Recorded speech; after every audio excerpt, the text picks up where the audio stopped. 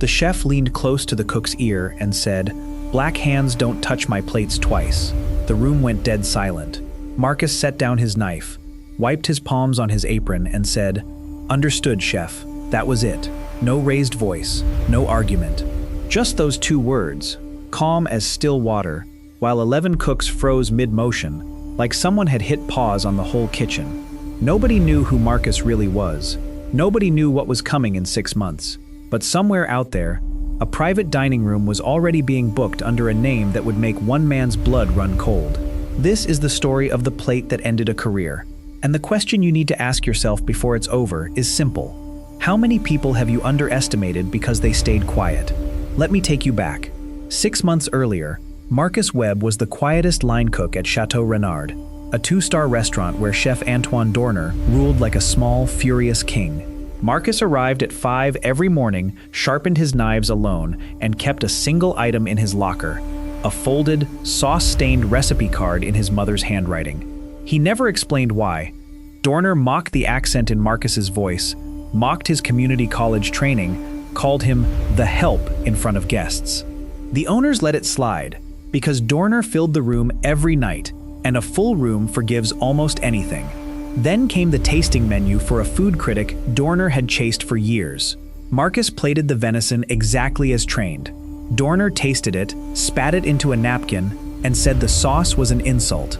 He grabbed the recipe card from Marcus's station, the one thing Marcus never let anyone touch, and tore it in half in front of the entire kitchen. "This is what happens," he said, "when we let people play chef who don't belong in one." The room didn't breathe. Marcus picked up both halves of the card, folded them into his pocket, and said only, "Yes, chef." Then he untied his apron and walked out the back door. But what nobody in that kitchen knew was where that recipe came from, or who had written it. Marcus's mother had cooked for 40 years in a diner that fed dockworkers and judges alike, and she taught him that card at her own stove, plate by plate, before cancer took her voice for good. What Dorner didn't know, what nobody bothered to ask, was that Marcus hadn't walked into that kitchen by accident. He'd trained under 2 Michelin chefs before Chateau Renard, and he'd walked away from both because he was building something of his own, quietly, on weekends, in a borrowed commissary kitchen 3 blocks away. 6 months later, Chef Antoine Dorner needed a table. Not just any table, a reservation at the most talked about new restaurant in the city, the one every food writer was suddenly obsessed with, the one that had been booked solid for 11 weeks straight. He called in every favor he had. He name-dropped his own 2 stars. The host on the phone simply said, "I'm sorry, Chef Dorner, we're fully committed."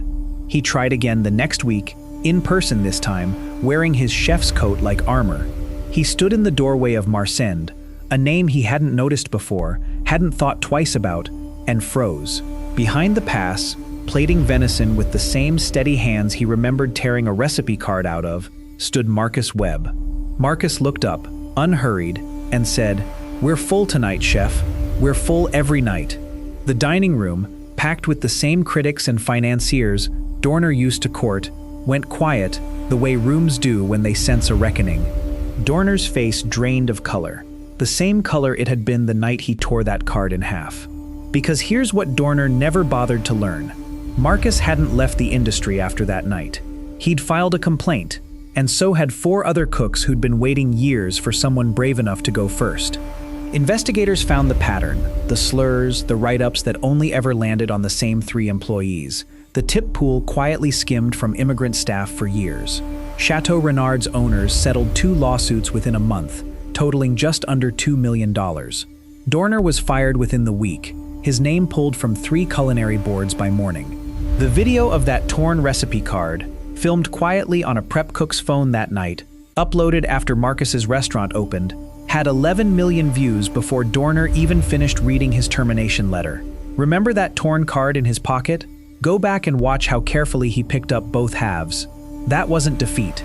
That was evidence, and a promise to himself. A year later, Marcus opened a scholarship in his mother's name for young cooks without money for culinary school, funded in part by the very settlement that came from that night. He keeps the recipe card, taped back together, framed above the pass at Marcend, where every new hire reads it before their first shift. He tells them the same thing his mother told him. Cook like somebody's watching, because somebody always is. If you learned anything from Marcus tonight, hit like, subscribe for more stories like this one, and tell me in the comments, have you ever stayed calm in a moment that was screaming at you to break? Here's what really gets me about this story. It's not the reversal, and it's not the money. It's that Marcus never once raised his voice to earn what he deserved. So tell me honestly, is there a moment in your own life where you stayed quiet, and it turned out to be the strongest thing you ever did?